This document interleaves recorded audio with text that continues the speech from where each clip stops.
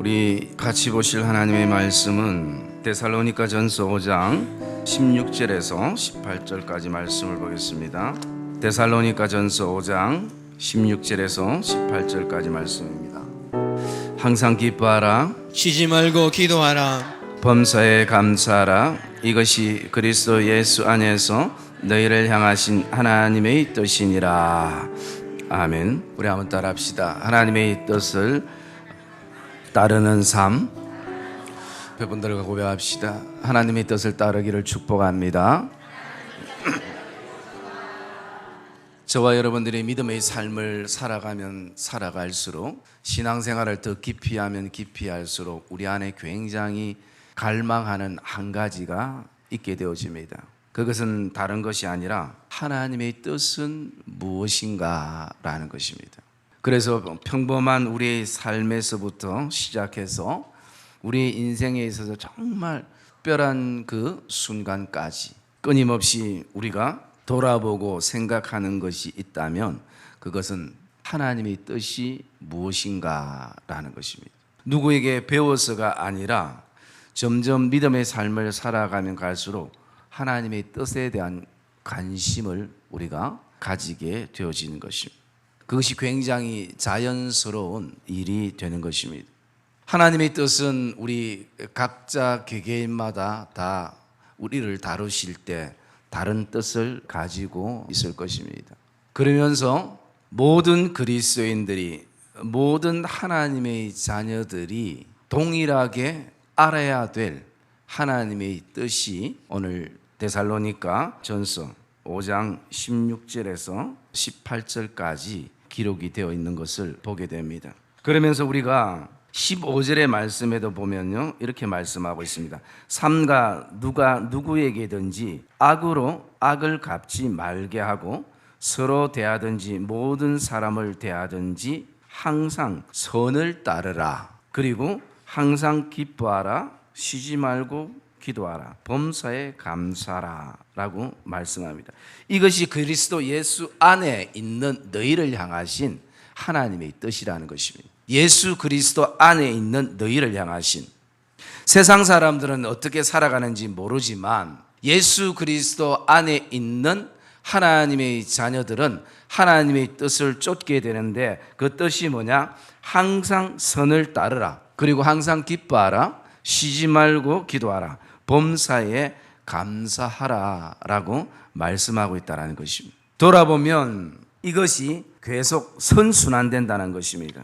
우리가 항상 선을 따를 때에 항상 기뻐하게 되고, 기뻐하면 기도하게 되고, 기도하면 또 감사하게 되어지고, 또 감사하면 기뻐하게 되어지고, 기뻐하면 또 기도하게 되어지고, 또 기도하면 감사하게 되어지는.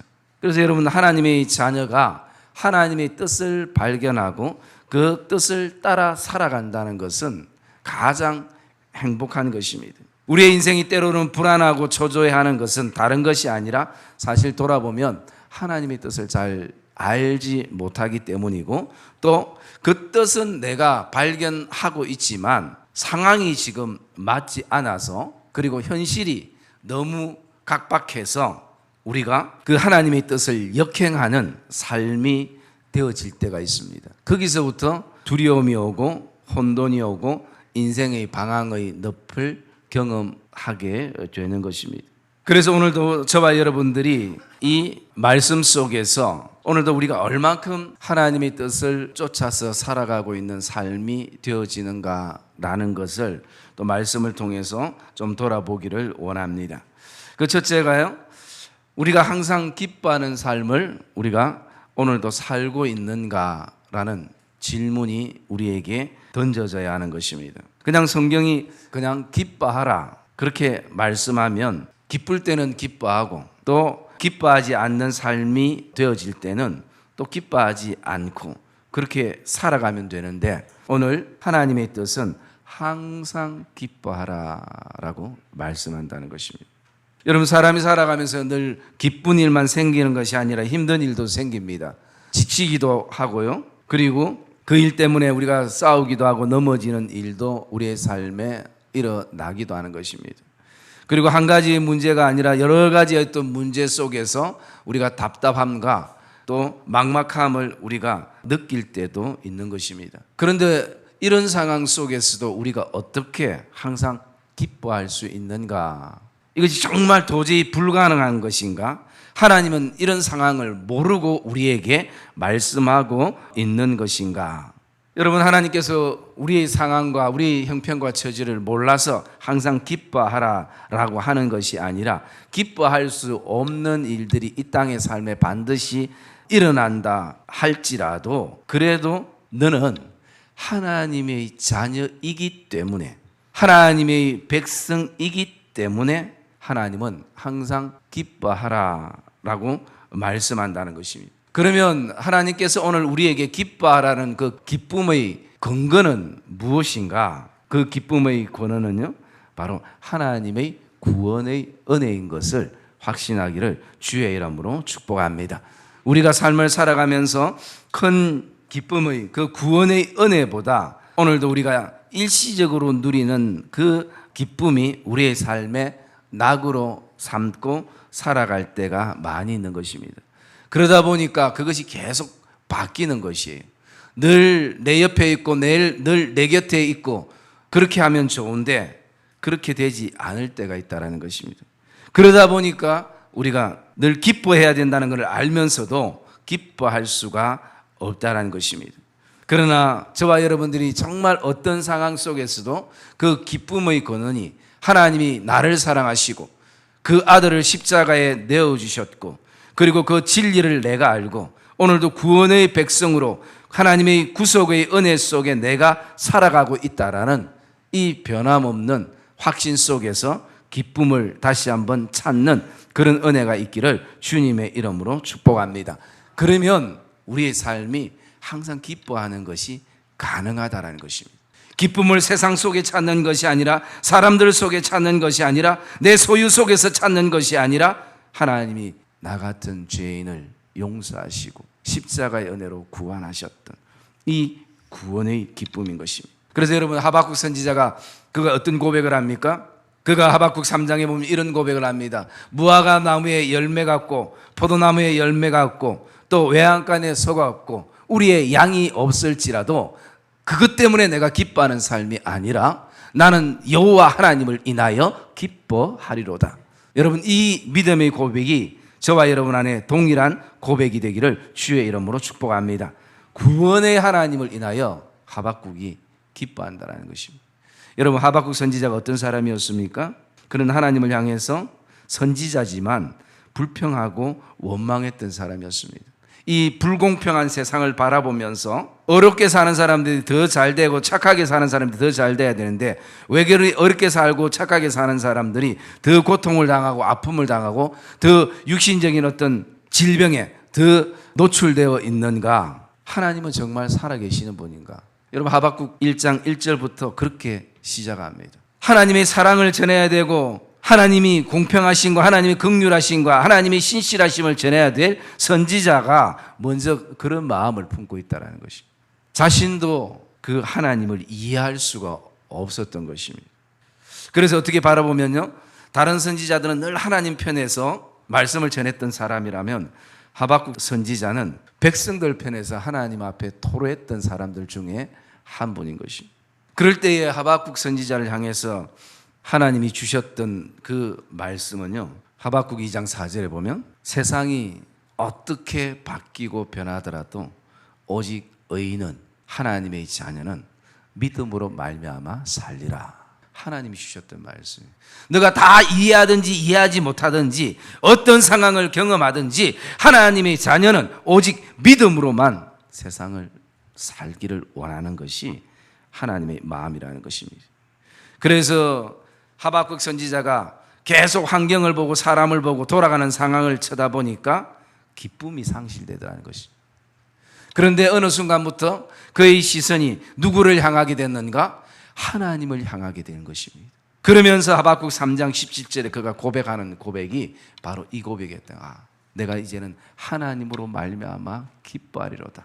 그러면서 3장에 하박국이 하나님을 악기를 연주하면서 찬양하기 시작하는 거죠. 기쁨이 하나님을 인하여 기뻐하니까 감사하게 되어지고, 그 감사가 기쁨으로 이어지고, 그 기쁨이 또 기도로 이어지는 그 삶의 모습을 보게 됩니다. 여러분, 저와 여러분의 삶에 지금 내 삶에 영원한 기쁨을 가져다 줄 만한 것이 있다면 그것이 무엇이겠습니까? 아마 지금 우리에게 주어진 것 가운데에는 어느 순간부터 그것이 없을 때는, 나의 손에 주어졌을 때는 참 기쁨이었을 것입니다. 그런데 지금 그것을 통해서 저와 여러분들이 영원한 기쁨을 누리고 있는가 돌아보면 아닐 수 있다는 거죠. 그리고 지금 내 삶에 없는 것을 향해서, 필요한 것을 향해서 영원한 기쁨을 안겨다 줄 것처럼 봐지는 그것을 향해서 우리가 바라보고 지금 살아갈 때가 있는 것입니다. 그런데 돌아보면요, 우리의 삶에 영원한 기쁨을 안겨다 주는 것은 아무것도 없는 것입니다. 오직 정말 저와 여러분 안에 하나님의 그 구원의 은혜만이 저와 여러분의 삶에 영원한 기쁨이 되는 것을 믿으시기를 주님의 이름으로 축복합니다. 이것이 우리의 삶에 깨닫는 은혜가 이 예배 가운데 있었으면 좋겠습니다. 그럴 때에 우리의 삶이 그 기쁨 속에서 기도로 이어지고, 그 기도가 감사로 이어지고, 감사가 또 기쁨으로 이어지는. 그러면서 우리가 또 두 번째, 우리는 오늘 말씀 17절에 있는 것처럼 쉬지 말고 기도하라는 말씀 속에서 우리가 얼만큼 기도하면서 살아오고 있는가라는 것을 또 우리가 돌아봐야 되는 것입니다. 여러분, 기도는 기도에 관한 서적을 많이 읽는다고 기도하는 사람이 되는 것은 아닌 것입니다. 물론 기도에 대한 성경적인 그런 어떤 체계도 중요하지만 기도의 영적 세계는 무한하기 때문에 사람마다 다 동일할 수 없는 것입니다. 그러나 중요한 것은 오늘 내가 하나님 앞에 엎드리는 사람인가, 하나님 앞에 무릎을 꿇는 사람인가 라는 것은 돌아볼 필요가 있는 것입니다. 우리가 잘 아는 야고보 선생님은 얼마나 기도를 그가 꿇어 앉아서 많이 했기에 그의 별명이 무릎이 낙타 무릎이라는 것입니다. 그만큼 하나님 앞에 야고보 선생님이 무릎을 꿇고 나갔던 삶인 것을 보게 됩니다. 그래서 오늘도 우리를 향해서 그냥 기도에 대해서 쉬지 말고 기도하라라고 말하는 것입니다. 이것은 정말 기도가 삶이 되고 삶이 기도가 되는 것입니다. 여러분, 이런 수준의 신앙이 기도가 수준이 있을 수 없습니다만 이런 어떤 단계까지는 올라가기까지는 우리의 삶에 개인의 기도 시간과 공식적인 기도의 시간, 그 자리를 지켜나갈 때 이것이 되지, 이 기본적인 것이 다 무시되고 기도가 삶이 되고 삶이 기도가 되지는 않는다는 것입니다. 이게 얼마나 좋은 말입니까? 내 삶이 기도가 되고 기도가 또 내 삶이 된다는 것. 그러나 하루아침에 그냥 이렇게 사라지는 것이 아니라 어쩌면 그 밑에 밑바탕에 있는 기도의 시간에 하나님 앞에 나가고 내 개인적으로 하나님 앞에 엎드리는 기도의 시간들이 쌓이고 쌓일 때에 이것이 가능함을 우리가 보게 되는 것입니다. 그래서 기도해야 될 일이 생겨서 기도하는 것이 아니라 일상이 기도가 되는 순간을 경험하게 되는 것입니다. 여러분, 그 기도의 시간은 하나님 앞에 우리가 솔직하게 또 순수함을 가지고 나가는 시간인 것입니다. 이미 하나님은 나의 기도의 내용을 듣기 전에 이미 우리의 마음 자체를 하나님은 잘 알고 계시기 때문인 것입니다. 저와 여러분들이 반드시 기도하면 하나님의 뜻을 발견하게 되고 또 하나님의 복을 저와 여러분이 누릴 수 있다는 것을 확신하기를 주의 이름으로 축복합니다. 그래서 하나님께서는 그 뜻을 무엇으로 정하셨는가? 항상 기도하라 라고 말씀하고 있다는 것이. 기도의 시간은 우리가 수술받는 시간과 같은 것입니다. 내 안에 끊고 자르고 없애야 할 부분이 기도 시간에 그 영적인 수술로 진행이 되는 것입니다. 여러분, 육적인 생명을 살리기 위해서도 의사가 그 변명에 따라서 1시간에서 많게는 12시간, 심지어 24시간이라는 긴 시간을 수술을 진행하는 것입니다. 우리의 영적인 그 건강을 위해서도 저와 여러분의 삶에 기도의 시간이 꼭 필요한 것을 확신하기를 주님의 이름으로 부탁을 드립니다. 기도의 시간은 다른 것이 아니라 하나님을 묵상하는 시간인 것입니다. 여러분, 사람은 무엇을 묵상하는가에 따라서 삶의 가치와 삶의 질이 달라지는 것입니다. 그래서 돌아보면요, 저와 여러분은 항상 기도하는 사람으로 모든 사람이 살아간다는 것입니다. 그런데 중요한 것은 그 기도의 대상이 다를 수 있다는 것입니다. 오늘도 우리의 삶이 계속 물질을 묵상하면 그 사람의 그 기도의 대상은 하나님이 아니라 물질이 되어지는 것입니다. 계속 어떤 건강과 그리고 내 마음의 걱정과 염려와 두려움을 계속 묵상하고 있으면 그것이 바로 건강과 염려와 두려움이 기도의 대상이 되어지기도 한다는 것입니다. 내가 오늘 무엇을 묵상하는가? 그래서 진정한 기도는 하나님을 묵상하는 것입니다. 하나님을 묵상할 때에 우리는 그분을 통해서 하나님의 행하심을 우리가 기대하며 나가게 되는 것입니다. 오늘도 저와 여러분들이 저와 여러분의 삶의 인격적인 변화와 진정한 삶의 변화를 기대한다면 저와 여러분들이 하나님을 묵상하는 그런 은혜가 저와 여러분 안에 있기를 주님의 이름으로 축복합니다. 오늘 저와 여러분의 기도의 자리에 다시 한번 서는 은혜가 있고 정말 수술이 필요하다면 우리는 그 시간들을 가져야 하는 것입니다. 우리가 또 셋째로 얼마나 하나님 앞에 우리가 감사하며 살아가는가라는 것을 우리는 돌아봐야 되는 것입니다. 여러분, 하나님은 반드시 우리에게 은혜를 주십니다. 그런데 오늘 우리가 삶 속에서 하나님이 밥그릇 크기의 은혜를 주셨다면 그 은혜 속에서 살면 되는 것입니다.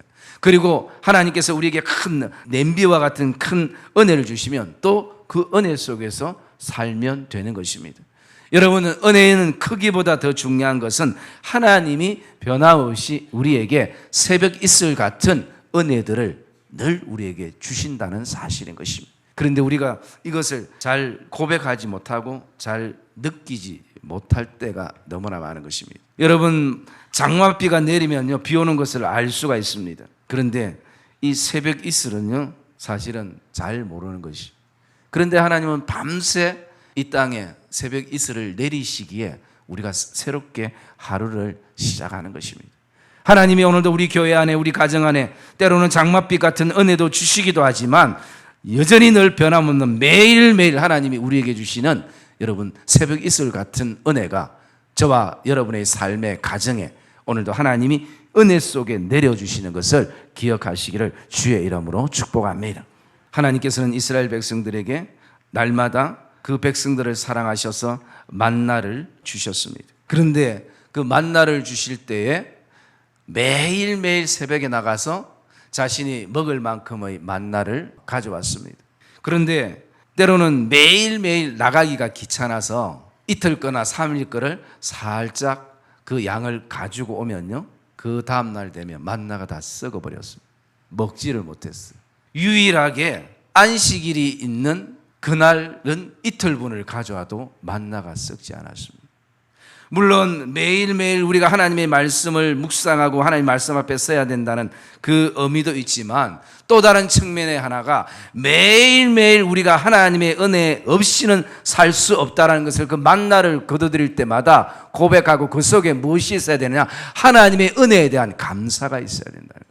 그래서 그들은 어떤 상황 속에서도 매일매일 새벽에 그 만나를 거두러 모든 사람들이 다 나갔습니다. 그리고 만나를 거둘 때마다 이게 하나님의 은혜구나.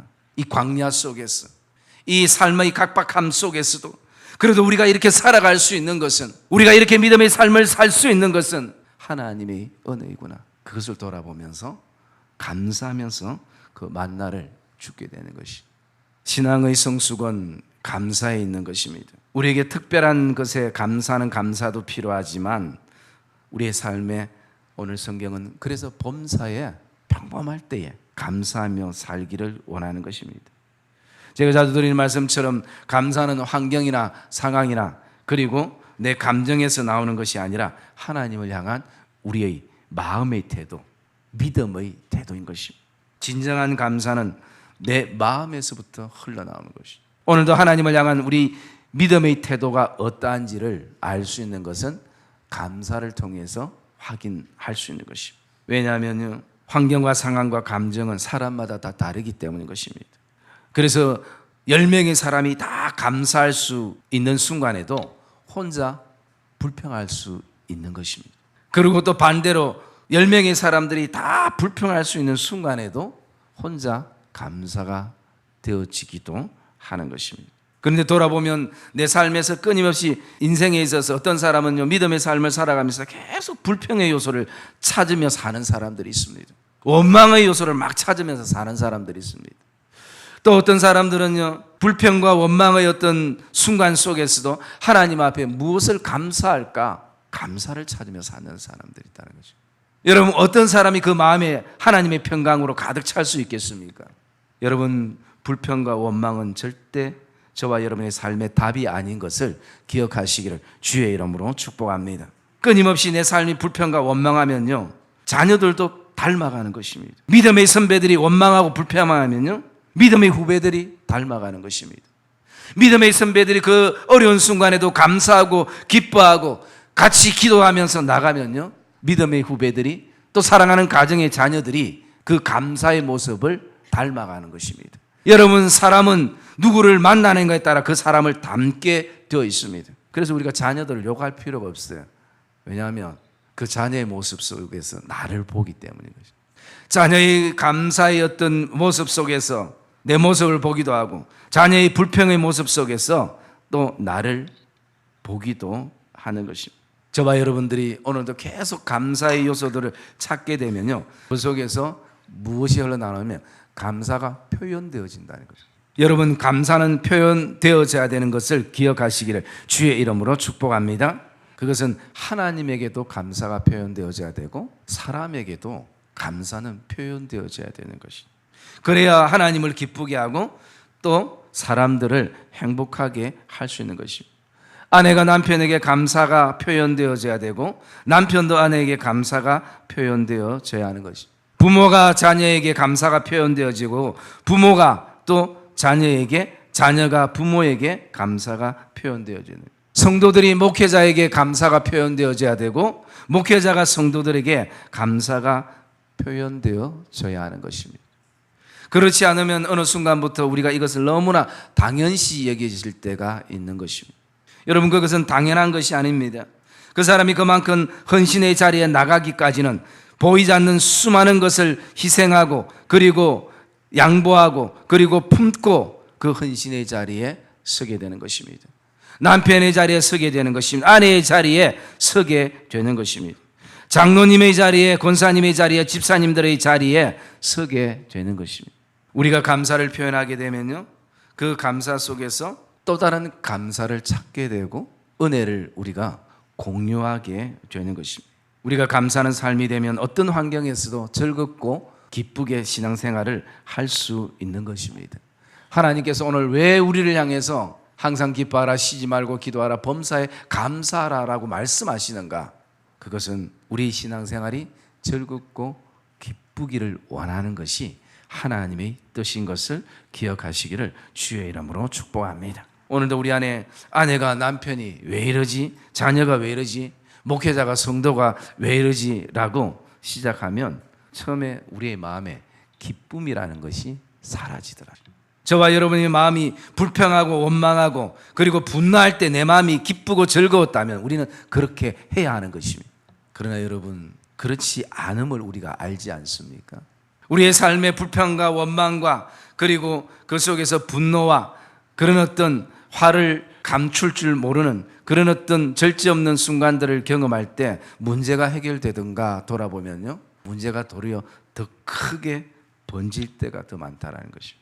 그런데 오늘도 그런 가운데서도 무엇을 하나님 앞에 감사할까, 그 믿음의 태도를 가지고 나갈 때요, 모든 사람들이 사랑스러워 보이기도 하고 또 내 안에 행복이 넘치기도 하고 그리고 또 다른 감사가 흘러나오게 되는 것입니다.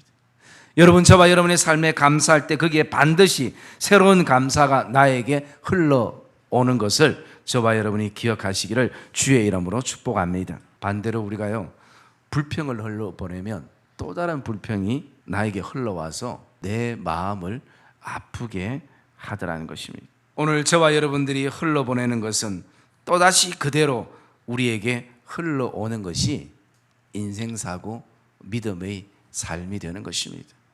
그러기에 여러분, 저와 여러분들이 감사를 흘러보내는 그런 믿음의 삶이 되시기를 주님의 이름으로 축복합니다. 그러면 또 다른 감사를 우리는 경험하게 되는 것입니다. 사랑의 믿음의 성도님들, 오늘도 하나님이 우리를 향해서 항상 선을 따르라, 항상 기뻐하라, 쉬지 말고 기도하라, 범사에 감사라, 이것은 그리스도 예수 안에 너희를 향하신 하나님의 뜻이라라고 말씀하는 것입니다. 여러분, 우리가 이것을 인위적으로 지키려면 지킬 수 있는 사람이 아무도 없습니다.